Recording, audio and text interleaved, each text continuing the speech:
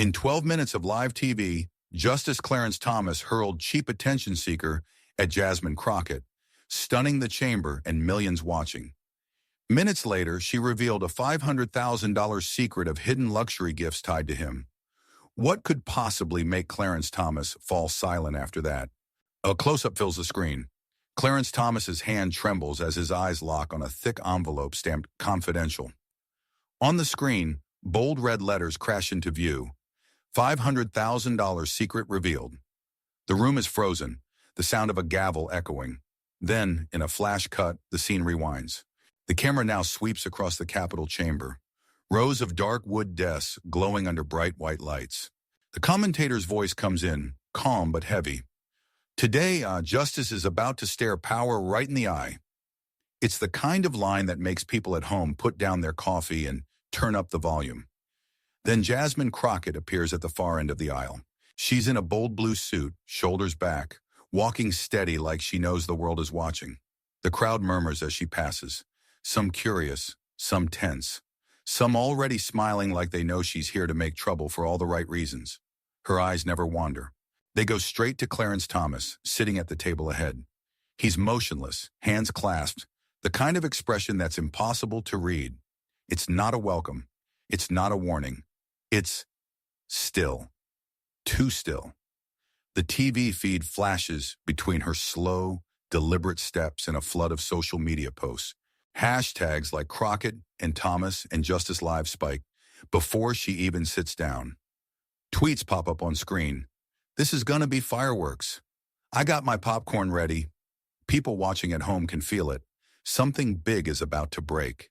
She takes her seat, finally, but her gaze never leaves him. For a heartbeat, they just look at each other, and it's enough to make the room feel smaller, hotter. You don't know what's coming next, but you know this. When it lands, it's going to land hard. The air in the chamber is already thick when the broadcast cuts to a rapid-fire montage. On one side of the screen, Jasmine standing in church basements and crowded gymnasiums, fighting for voting rights, shaking hands with people who've been told their voice doesn't matter. Her sleeves rolled up, her voice sharp, her eyes alive. Then it flips. Clarence Thomas, stepping off a private jet, smiling alongside a billionaire friend. Luxury vacations, yacht decks, quiet dinners in homes worth more than entire neighborhoods. A voiceover cuts through. Lavish gifts, undisclosed, unanswered. The screen splits down the middle. 2 lives, 2 missions, and today, the same room. The commentator's tone drops, almost a whisper. 2 worlds, 2 ideals, 1 chamber. Online, it's chaos. Half the comments flood in with fire emojis and rally cries for Jasmine. She's got this. Time to expose him. The other half defend Thomas, accusing her of grandstanding, already calling it a witch hunt. Back in the hearing room, the sound of shuffling papers feels loud enough to echo. Thomas adjusts his glasses without looking her way. Jasmine leans back slightly, one hand tapping the table, her face unreadable. It's not just a meeting anymore. It's a collision course, and everyone, inside and outside these walls, knows the impact is coming. The murmurs fade as the chairman's gavel cracks against the wood. His voice carries through the room and straight into every living room in America. All proceedings will be broadcast in full, unedited. No filters, no safety nets.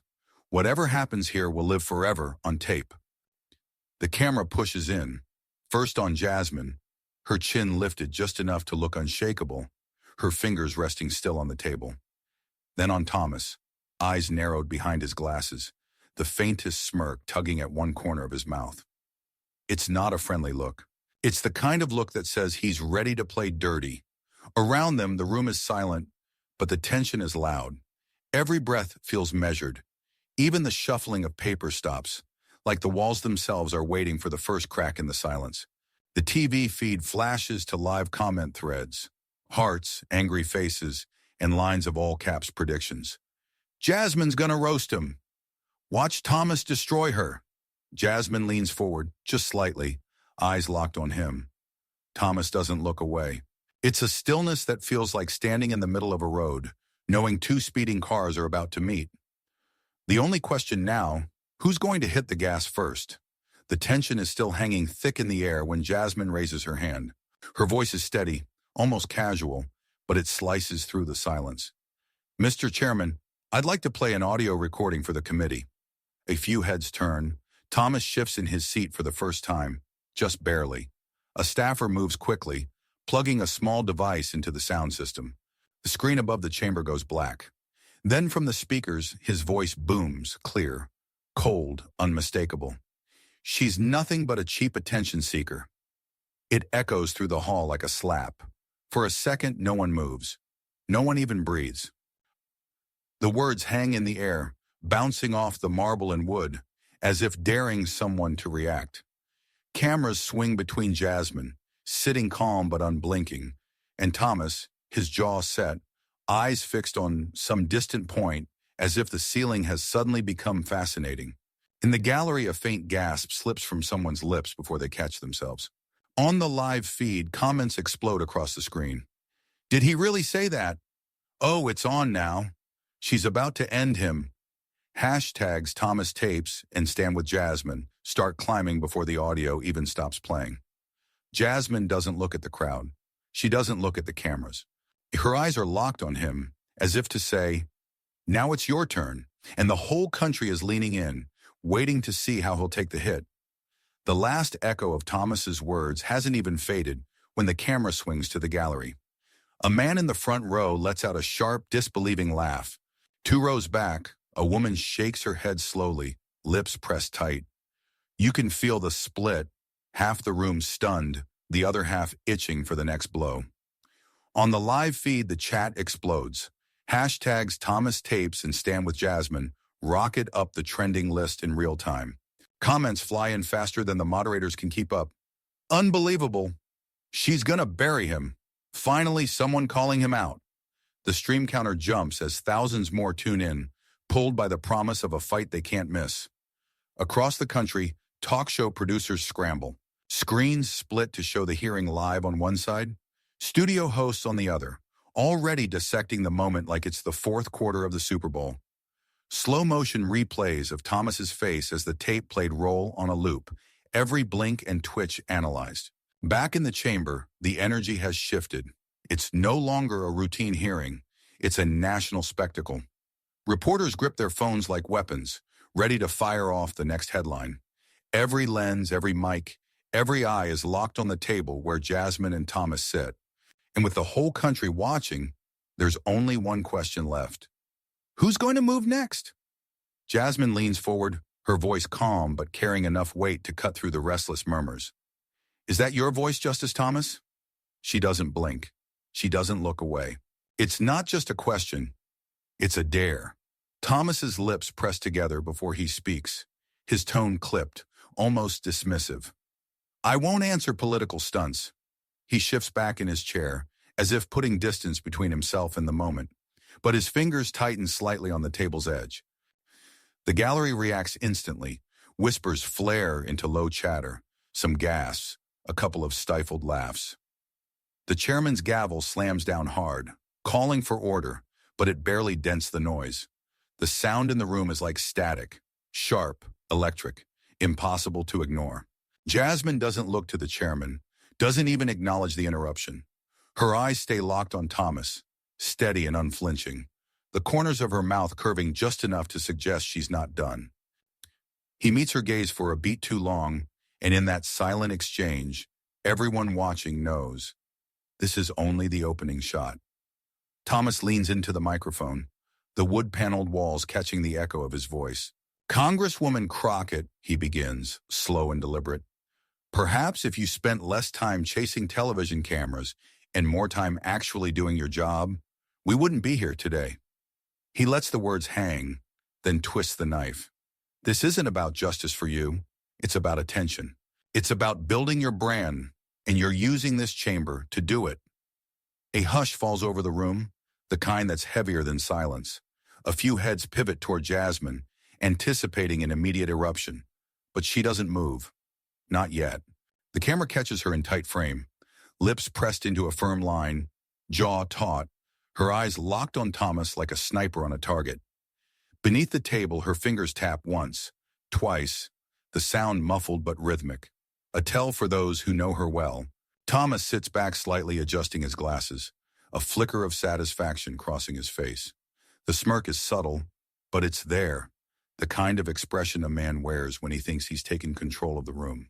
Somewhere in the gallery, a sharp inhale is followed by a whispered, "Wow," and the sound cuts through the tension like a pin drop in a church. On the live broadcast, comments fire in rapid bursts. "Mahin, he just called her out on national TV. Oh, this is gonna get ugly. She better not let that slide."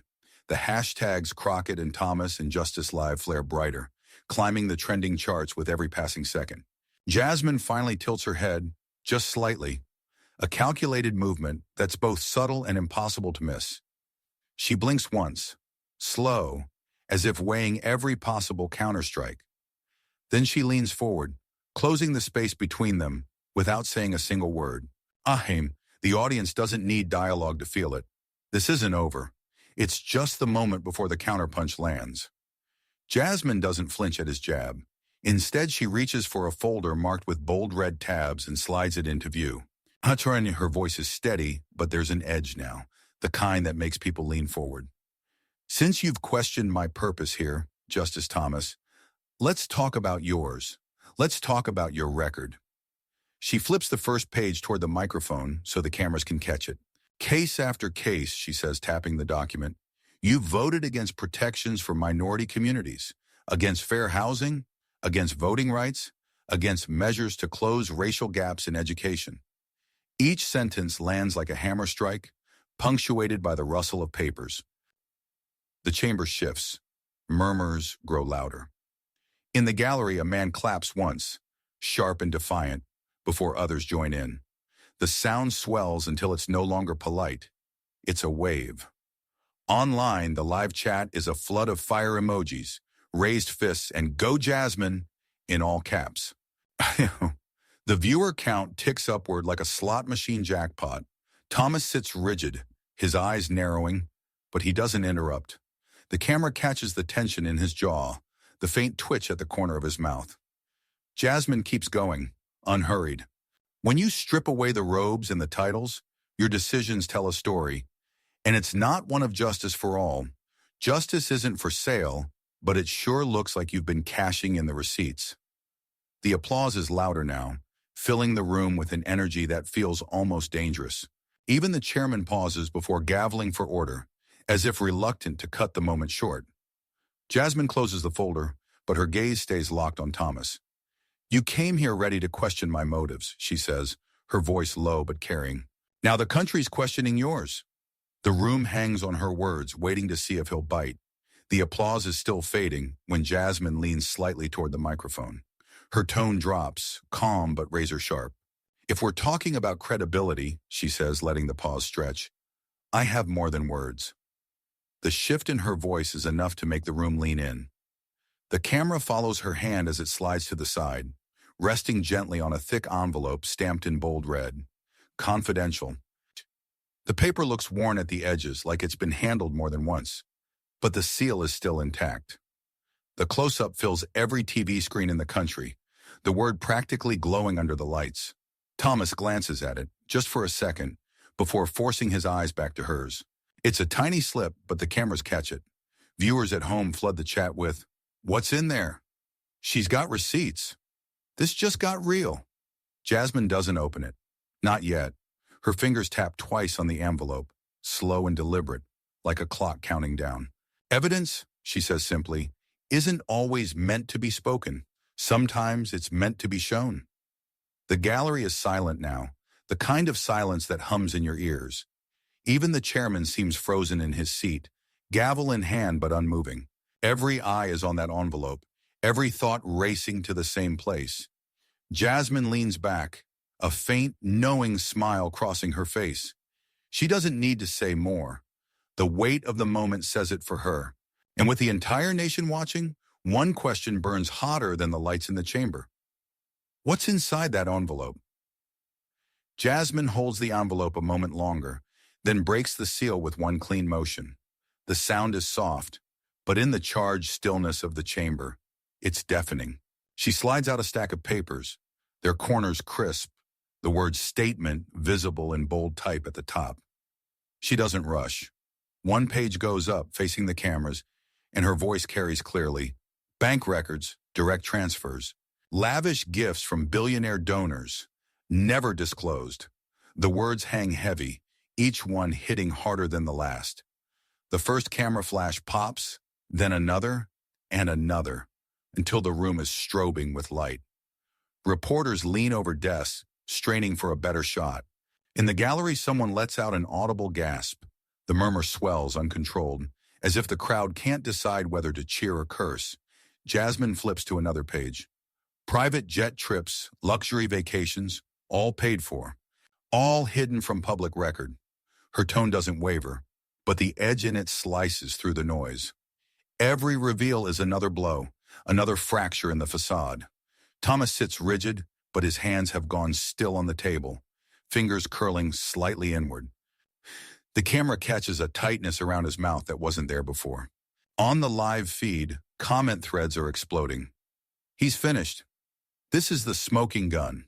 The chairman calls for order, but his voice is drowned out by the chaos, by the pounding shutters, the overlapping shouts, the nation watching a giant crack under the weight of what's just been laid bare. And Jasmine, calm as ever, stands in the middle of it, the papers in her hands like a verdict waiting to be read. Thomas sits frozen at the table, posture straight as if his spine were steel, but his body tells a different story. Under the glare of the lights, the illusion of calm begins to fracture. His right hand, resting on a stack of notes, starts to tremble. Subtle at first, then enough to make the cuff of his shirt quiver. The papers shift ever so slightly beneath his fingers, the corner lifting as if trying to escape his grip. A single bead of sweat appears at his hairline. It slides down slowly, catching the light for a fraction of a second before landing on the crisp white of the bank statement in front of him, blooming into a faint gray stain. He doesn't brush it away. He can't. The movement might give away just how much the heat of the moment is getting to him. The camera operators are merciless. One lens zooms in, frame tightening until it catches his eyes. Focused, then flickering away for a heartbeat too long. It's a slip. But in a hearing like this, a slip is everything. He forces himself to look back at Jasmine, but it's not the steady stare from earlier. Now there's something else in it. Calculation, strain, maybe even the first shadow of doubt.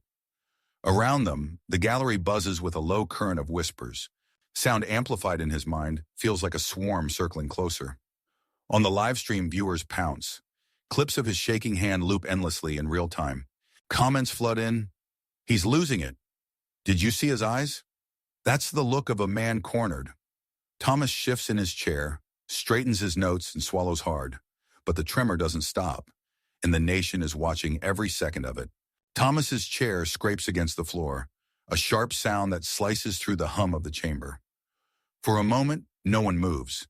Then he pushes himself up, slow but deliberate, gathering his papers without meeting anyone's eyes. The tremor in his hand is still there, and the cameras catch every second of it. The reaction is instant. Half the room erupts in cheers, the other half in jeers, their voices colliding into a chaotic roar. Reporters scramble to get ahead of him, microphones outstretched, flashes popping like strobe lights. Thomas keeps his gaze fixed on the double doors ahead, his shoulders rigid as if bracing against the noise. Jasmine doesn't move. She stays seated at the long table, hands folded neatly, her expression calm, almost serene. The spotlight overhead catches her face, casting the rest of the room into shadow, and for a moment, it looks like the entire chamber revolves around her. On the live stream, the viewer count spikes again. Screens across the country replay the moment in real time. Thomas walking out, the split-second glance toward the envelope, still sitting in front of Jasmine, and her unflinching stare following him all the way to the exit. Hashtags Thomas Walkout and Crockett. Hold the line start climbing before the doors even close behind him. The gavel pounds for order, but it's drowned out by the swirl of voices and the relentless snap of cameras. Thomas disappears into the hallway, swallowed by reporters, while inside, Jasmine remains exactly where she started, steady, silent, and firmly in control.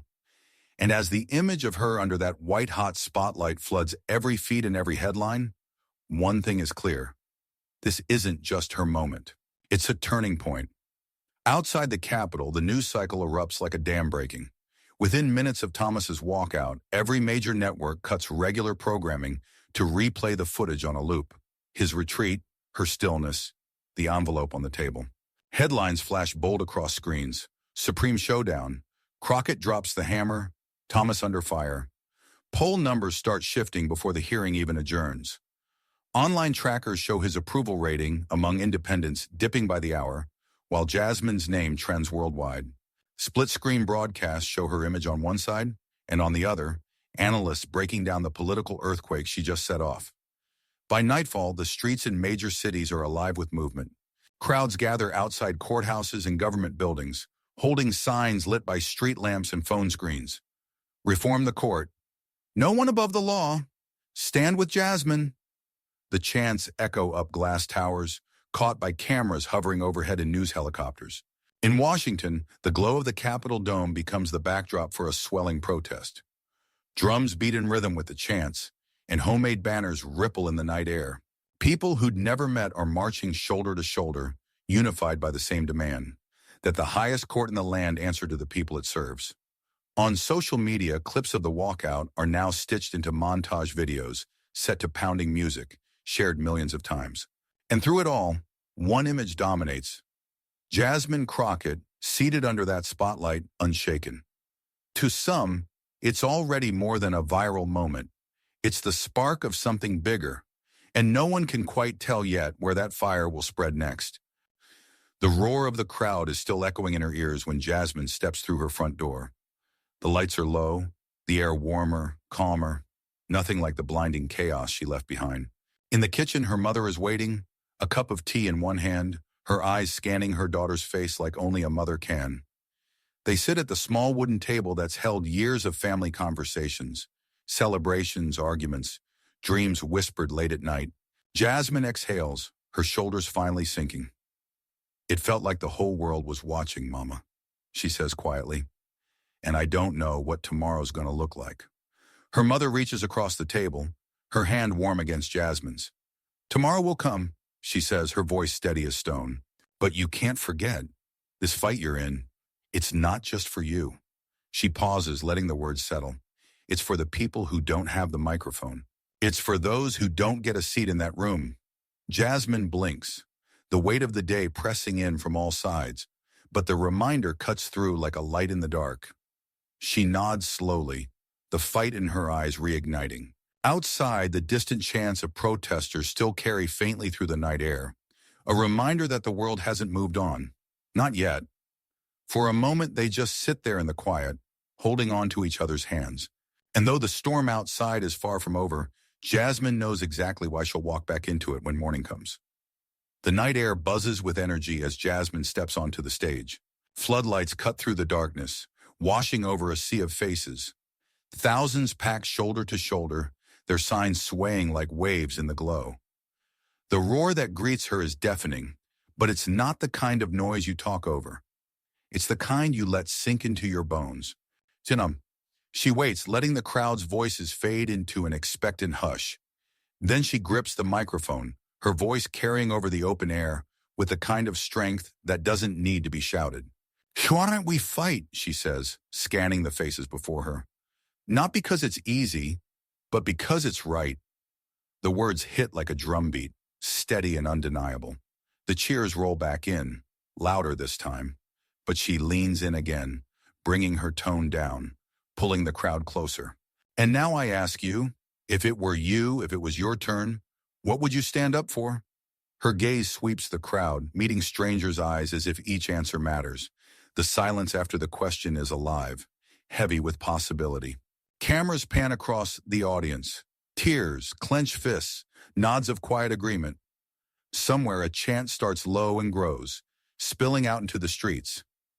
Jasmine stands at the center of it, not as a politician under fire, but as a voice that refuses to be quiet.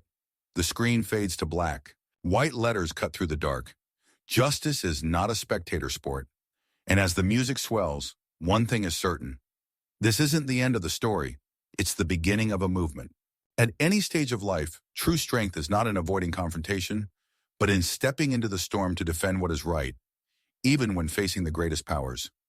Silence can mean losing the chance to create change, and only when we stand up does justice have a chance to be heard. If it were you in that defining moment, would you stay silent or speak out? If this moment struck a chord with you, don't just watch and move on.